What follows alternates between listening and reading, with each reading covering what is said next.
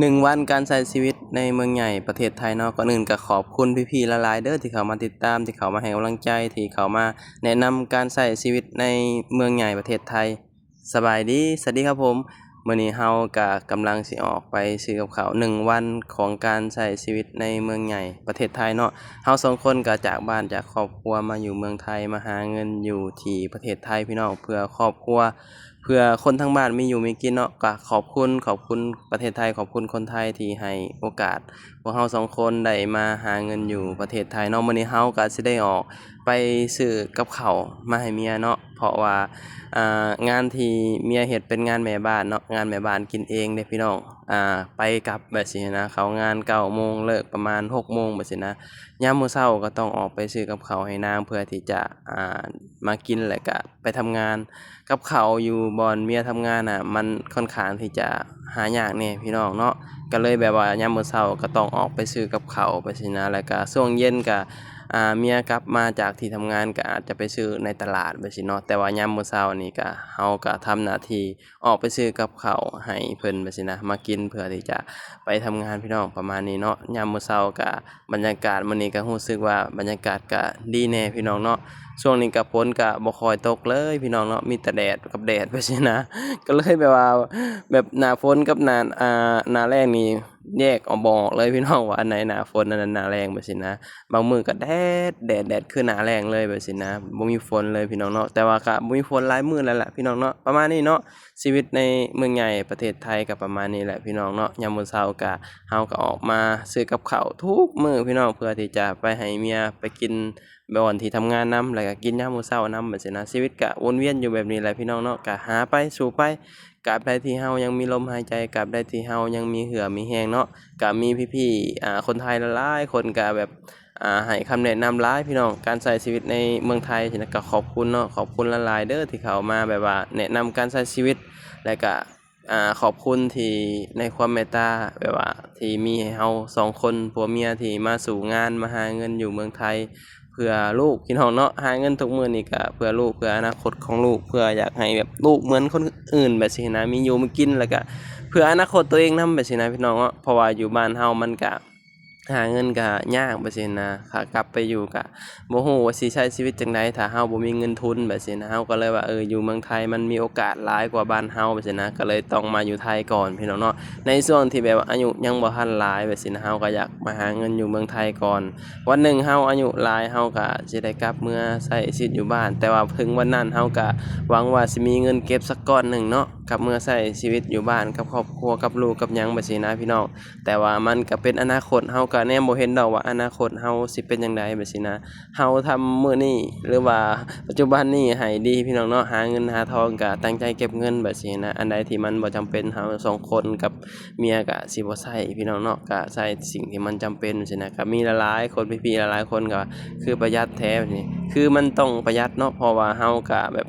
ค่าใช้จ่ายเฮาก็หลายไปซี้นะยามมื้อเช้าออกมาก็ต้องออกมาซื้อกับข้าวสิ้นเดือนมาก็ต้องจ่ายค่าห้องจั่งซี้นะส่งกลับบ้านส่งมื้อให้ลูกแบบซี้นะพี่น้องนะแต่ว่าช่วงนี้ก็ลูกก็3ขวบกว่าแล้วก็กินนมกินหยังก็เริ่มแบบว่าบ่ค่อยอยากกินนมแล้วพี่น้องเนาะเพราะว่าใหญ่แล้วหั้นนะก็ ค่าใช้จ่ายมันก็ลดไปอีกพี่น้องเนาะแต่ว่าก็แล้วแต่ลูกก็ให้เขาแบบว่าออกเองไปซี้นะบ่ได้บังคับว่าให้ออกไปซี้นะถ้ามื้อใดลูกสาวเบื่อแล้วก็ให้ลูกสาวออกเองเนาะประมาณนั้นพี่น้องตอนนี้เราก็มาฮอดอ่าร้านกับข้าวแล้วพี่น้องนี่อันดับแรกก็ต้องแวะนี่รถพุ่มพวงก่อนพี่น้องพุ่มพวงนี่มึงนี่เอามาหลายพี่น้องมึงนี่ของอยู่ของกินหลายเด้อยู่เมืองไทยเนาะสะดวกสบายหลายพี่น้อง อันนี้ขนาดยามมื้อเช้าเลยนี่ตกมาช่วงเย็นๆแบบสิตลาดมีตลาดเนาะคนแฮ่งมาขายของหลายพี่น้องอันนี้ช่วงยามมื้อเช้าเนาะรถพุ่มพวงเพิ่นก็สิมาทุกวันพี่น้องมาขายของแบบของกระจิกกระจักพี่น้องน้อยๆถุงละ20บาทแบบ30บาทแบบซี้นะเฮาก็สิได้แวะซื้อตลอดบางทีก็ซื้อไข่บางทีก็ซื้อผลไม้พี่น้องไปกินเนาะหลังจากที่หลังจากที่เฮาได้ข้าวโพดแล้วเราก็สิมาซื้อกับข้าวได้พี่น้องเนาะมื้อนี้เมียบอกว่าอยากกินไก่ย่างบอกว่าอยากกินปีกไก่2อันเพิ่นน่ะเนาะแล้วก็ข้าวเหนียว2ห่อเด้อเพิ่นน่ะเนาะประมาณนี้แหละพี่น้องกินแต่ละมื้อเนาะคืออย่างเราเว้าหลายคลิปผ่านมาว่าแต่ละมื้อ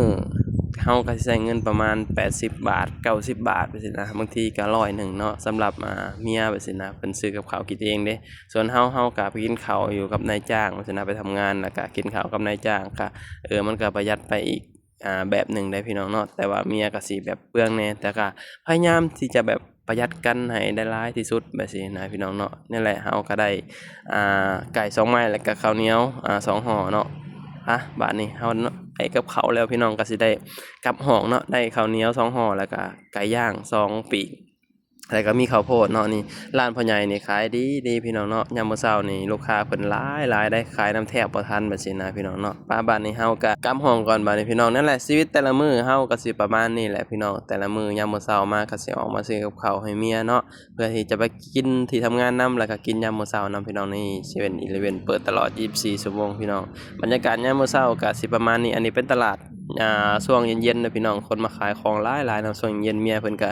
สิมาซื้อกินเองว่าซี่นะแต่ว่ายามมื้อเช้าเฮาก็ทำหน้าที่แบบว่ามาซื้อให้นางว่าซี่นะนอนยังบ่ทันตื่นมั้งพี่น้องคือแบบว่าทุกเช้าก็สิประมาณนี้แหละพี่น้องเนาะก็นั่นแหละก็อยู่เมืองไทยก็ชีวิตก็วนเวียนอยู่แบบนี้แหละพี่น้องเนาะก็ของดีอยู่เมืองไทยก็คือแบบสิ้นเดือนมาเฮาก็ได้เงินแบบซี่นะพอเฮาอยู่บ้านนะก็สิ้นเดือนมามันก็สิ้นเดือนซื่อๆเด้พี่น้องสิ้นเดือนมาก็บ่ได้เงินได้หยังแบบซี่นะอยู่เมืองไทยจังว่าสิ้นเดือนมาเฮาก็ได้เงินแบบซี่นะพี่น้องก็ส่งกลับบ้านส่งให้ลูกแล้วก็ให้แบบมีเก็บแหน่นิดหน่อยแบบซี่นะแบ่งใช้แบ่งจ่ายแบ่งเก็บนำแบบซี่นะพี่น้องเนาะก็บริหารเงินให้แบบว่าให้ดีที่สุดแบบซี่นะเพราะว่าค่าใช้จ่ายเฮามันบ่คือคนอื่นต้นทุนชีวิตคนเฮาคือกันพี่น้องเนาะมันก็บ่คือคนอื่นแบบซี่นะการมาหาเงินอยู่เมืองไทยก็บางคนเขาเจ้าก็ได้เก็บเงินไว้ได้แบบซี่นะเพราะว่าภาระหน้าที่ทางบ้านมันบ่หลายแบบซี่นะคือเฮาก็ภาระหน้าที่ทางบ้านเฮามันก็ค่อนข้างที่จะหลายค่าส่งให้ลูกนำแหน่แล้วก็ค่าห้องค่าห้องค่าอยู่ค่ากินแบบซี่นะหลายสิ่งหลายอย่างพี่น้องเนาะมันแบบว่าค่อนข้างที่จะแบบหลายอย่างอยู่เนาะเพราะฉะนั้นแล้วเฮาก็ต้องแบบบริหารจัดการเงินให้แบบให้เป็นแล้วก็ละเอียดที่สุดแบบซี้นะอันใดที่มันบ่จำเป็นเฮาก็สิบ่ใช้เนาะเฮาก็พยายามประหยัดทุกวิถีทางนั่นแหละพี่น้องเนาะเฮาเชื่อว่าการประหยัดมันก็เฮ็ดให้เฮาแบบมีระเบียบวินัยแล้วก็เฮ็ดให้เฮาแบบว่าฮู้คุณค่าของเงินแบบว่าค่อนข้างที่จะหลายเด้พี่น้องเนาะเพราะว่าเงินทุกบาททุกสตางค์มีค่าอีหลีเด้พี่น้องเนาะถ้าเกิดว่าเฮาแบบว่าบ่เอาเหือเอาแรงไปแลกเอานี่เฮาก็บ่ได้แบบนั้นแหละก็เงินมันเป็นสิ่งสำคัญที่สุดเนาะเฮาก็เคยเว้าหลายๆคลิปผ่านมาพี่น้องเนาะสำหรับเฮาแล้วเฮาคิดว่าเงินนี่คือสำคัญที่สุดในโลกปัจจุบันนี้หั้นนะบ่มีเงินก็เฮ็ดหยังบ่ได้เงินคือทุกอย่างพี่น้องเนาะที่แบบว่าครอบครัวมีปัญหานู่นนี่นั่นก็เพราะเงินนี่แหละพี่น้องเนาะหลักๆก็คือแบบปัญหาก็เพราะเงินนี่แหละพี่น้องถ้าเกิดว่าเฮามีเงินทุกสิ่งทุกอย่างความสุขนู่นนี่นั่นมันก็สิเข้ามาเองทุกอย่างเพราะฉะนั้นเฮาก็เลยคิดว่าการที่เฮาประหยัดนี่มันก็เป็นสิ่งที่ดีแบบซี้นะพี่น้องเนาะก็ประหยัดในสิ่งที่ประหยัดได้อะไรพี่น้องเนาะอย่างเช่นแบบข้าวของหรือว่าเหล้ายาบับบิ้งอิหยังที่เฮาแบบว่าบ่กินเฮาก็ตัดออกไปแบบซี้นะพี่น้องมันก็ประหยัดเฮาได้อีกทางหนึ่งแบบซี้นะพี่น้องเนาะก็แล้วแต่ว่าวิธีแต่ละคนมันก็สิบ่คือกันพี่น้องเนาะบางคนก็แบบว่ามีวิธีเก็บของแต่ละคนแบบซี้นะก็นั่นแหละพี่น้องเนาะผู้ใดเขามาทำงานอยู่เมืองไทยก็สิ่งสำคัญก็คือการประหยัดแหละพี่น้องแล้วก็เอาความอดทนมาละลายเด้อถ้าผู้ใดบ่เคยเข้ามาทำงานอยู่เมืองไทยแบบซี้นะเพราะว่าการที่เฮามาอยู่ในเมืองใหญ่เจอหมู่คู่เพื่อนร่วมงานนู่นนี่นั่นหลายสิ่งหลายอย่างพี่น้องเพราะฉะนั้นเอาความอดทนมาละลายพี่น้องเนาะคลิปนี้ก็บ่มีหยังหลายเนาะขอบคุณหลายๆเด้อที่เข้ามาติดตามรับชมคลิปนี้ไปแล้วสบายดีสวัสดีครับผม